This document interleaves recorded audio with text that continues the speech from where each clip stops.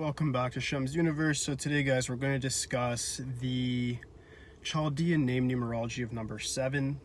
So number 7 is quite a interesting number. It's very, very mysterious. Not a lot's actually known particularly about the number 7 in regards to the gifts that it actually gives. But looking at it from the Chaldean side, it does give a little bit more insight than I noticed with the Western. So I'm going to go over some of those things today for you guys. To start off with, it's represented by Kietu, which is known as kind of like Neptune in our side of the world, in the Western. But in the Eastern, we have Kietu, which is the south node of the moon. Number 7 does represent the occult, mysticism, the water. It does have a lot of lunar energy, a lot of psychic abilities, great intuition. And these people tend to be very emotionally withdrawn, whether it be a birth number 7 or if your 7 is anywhere in your core chart. You will have more of like a mysterious edge to you. So to cover this a little bit more deeply, guys, the number 7 is something that is considered lucky in our sort of symbolism. But in numerology, it's not so lucky. The reason why it's not considered lucky is because it's anti-materialism. It's all about spiritual elevation. It's all about really getting to your more spiritual or subconscious side. You're not really looking to get very ahead in material objectives, but you're more so looking into actually doing things that are going to make you more so detached. All right, so that's kind of a general synopsis of it. It's more about detachment and really realizing that life in itself is something to be experienced and not something to be really that you care about or attached to in that sort of sense. So we're going to go over some of the more favorable and more popular numbers that are associated with number 7 today. But if you guys have any questions in particular about certain numbers or certain name additions, just please let me know in the comments. So the first one I want to cover is the number 16. So the number 16 is considered to be, none of the 7 name numbers are really that lucky. It's not like 5 and 6 where we're going to be going over a lot of name numbers that have particularly great success. But these name numbers can bring forth success if you know how to use them properly. It depends on also what your birth and life path number are. With the number 16 as a name number, you probably will have some sort of musical ability. You might be able to do a lot of poetry, writing, really into certain things like philosophy. With the 1 and 6 there, you get, which is like the ownership of the 1, the sun. You get the 6, which is Venus, and then 7. So these type of people are mysterious, but they're still a little bit materialistic. At a young age, you'll find yourself with the name number of 16 able to acquire friends quite easily. Attract the opposite sex. If you have a car like what I'm in right now, it's going to be souped up. You guys tend to have a real skill to make things better than what they are. Meaning if you go into a house that needs renovation, you'll be the person that either gets somebody to renovate or you do it yourself. If you're in a room and it's not the best looking, you're a type of person to decorate it and make it look better than what it originally was. 16 is very much about like beauty, but associated with philosophy as well. So it's a very interesting name number to have. Some setbacks to it is the fact that people with the 16 as a name number tend to be very friendly at first because they're components of 1 and 6, but then after a while they end up withdrawing, which throws people off. So if you have this name number, try not to really withdraw too much from people. Accept who people are. Try not to force your philosophy or your idealism on them, and you won't really have much problems. As long as you're able to actually accept people for who they are, I'm sure they'll be able to accept you for who you are because they're actually going to like you, and you'll be able to acquire and maintain friends in that way. For business, like I said, anything in the arts, anything to do with writing, journalism, a lot of research, detail, and analytics, you guys are very, very good for that. Number 25 is the next one I want to go over.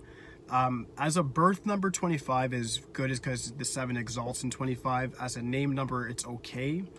It does have the components of 2 and 5, which actually do benefit the 7, just like I said with the birth numbers. With that being said, you still need to watch out for just being a jack of all trades, master of none. Because of Mercury, it might make you a bit scattered. You might have a bit of emotional volatility because of the 2 there. But if you're able to balance these things, you can use the number 25 to pursue artistic pursuits as well, but more so to do with like business and acquiring a lot of money. The 5 always is going to obsess over freedom, and with freedom, you need money. So if you have that name number, understand that you can do things such as like stock market trading. You can do things like research, analytics, forensics. Those type of things are what you're going to specialize in naturally with this name number, just simply because it's in your forte. It's just naturally what you'll be good at. because you're detail oriented, but you're also very intuitive of other people's feelings. So you can work with others or you can work by yourself. Most 7s can only just work by themselves and they're not very good with other people. All right, so that's the conclusion for number 25. The next number I want to cover was the number 34. 34 is a bit of a harder name number to have just because it's 3, which is for creative, social, very dynamic, very energetic. Then you have the 4, which is Rahu, which is pragmatic, but it's a very malefic sort of planet. When it adds to 7, 7's also very malefic by itself anyways. So having Rahu and Ketu, which is the body of the same sort of snake in the Hinduism, the philosophy, is that Rahu and Ketu, I discussed this in another video, where they're pretty much chopped in half, and Ketu is the tail of the snake and Rahu is the head. So this leads to a bit of a contradiction in character.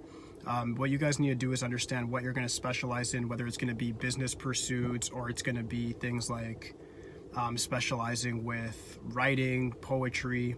If you want to get into doing things like writing books, or if you're going to get into research, you need to just understand where you're going to specialize, and then you'll be able to pretty much manifest it from there. 43 is pretty much the same. When the 4 comes first though, the 4 makes you more so able to like ram your agenda home with more finesse. The pragmatism comes first. The 3 is there, but it's more under the control of Rahu, which surprisingly does bring forth a bit better results. The last one I want to cover was like the 52. Similar to 25, they say it's a little less luck just due to the fact that 52 will sort of leaves you scattered because Mercury's in the front. When Mercury's a primary influence like that, you end up being a bit offbeat. You might scatter your energy and your knowledge and actually not get things done. So if you have the number 52, you have all the potential, I'd say, as the 25, but just make sure you're able to concentrate and focus in the same way, and you'll achieve a lot of great success in that way. Lucky days, I would say, are like Tuesdays and Thursdays. On those days, if you guys can fast or just eat vegetables, drink lots of water that day, you'll be very good. Ketu does run water. Ketu will affect things like your circulation because it's your blood, things like your mucus, your adrenal glands. All of these things, you want to make sure that you keep them tempered. Don't do things like what I do, drink coffee. All of that type of stuff is going to affect you in a sort of way that might not be very beneficial. You want to make sure you keep your nerves kind of balanced so that your psychic energy and things like that don't work against you. A lot of things that happen with all name number 7s is that they end up using something to relax their minds, such as like whether it be marijuana, whether it be liquor. These sort of things will benefit you short term, but long term they're actually just going to affect your mind in a bad way. For number 7s, they end up really getting addicted to these things just because they feel like their mind is working too fast. They want to slow it down. So just make sure you watch out for those things and just keep it all balanced. The good days for you guys is going to be the 7 days for sure. So 7, 16, 25. Very good luck days for you guys are going to be though 2, 11, 20, 29. Those days are going to benefit you guys a lot just because the moon is very friendly towards Ketu, and Ketu and the moon work together.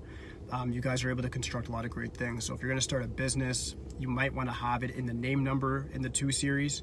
You might also want to start your business on more of a 2 day, so even on like a Monday or on a day that represents the moon energy. Monday does represent the moon energy, of course, and also the days that add up to 2 will definitely be very beneficial. Aside from that, the health and ailments portion of it is more so pertain to the birth number. That's your governing number. With the name, it just gives you your natural sort of skill set. I would still just recommend, like I said, because it's a naturally psychic number, I would say I'd recommend learning things like breathing exercises, yoga, drinking lots of water, having good affirmations each day just to keep the mind intact and make sure it doesn't get out of control. But aside from that, once you're able to control these things and actually utilize them to your benefit, you will have a very successful business life, and your relationship orientation will definitely go up a lot more. People that do have name number 7, like I said, doesn't have very like really big luck numbers in that sort of sense. If you were to try to change your name, I'd recommend changing it into something as 5 or 6. But I'd have to see your birth number and life path number to see what would work better for you in that sort of sense. Sometimes that doesn't work either. You might just need like a gem of some sort that will benefit you even more. For number 7s, the 7th chakra is just naturally open. So if you have the name number 7, I'd recommend getting something like amethyst to keep the crown chakra open, which is the top of your head, but also making sure that it stays balanced. Some people have an overreactive crown chakra, which leads to insomnia, different things like that. And that's how I'd recommend different gems like shungite for you guys, where you're actually grounding that energy and keeping it in the root, and you actually feel more so in your body and not out of it. The breathing techniques I can also go over in a separate video, and that'll actually help you guys a lot as well. All right, but aside from that, that should conclude the name number 7 summary. If you guys have any questions whatsoever, just please let me know in the comments. Aside from that, guys, like, subscribe, holla at me. That's it for today, guys. Peace.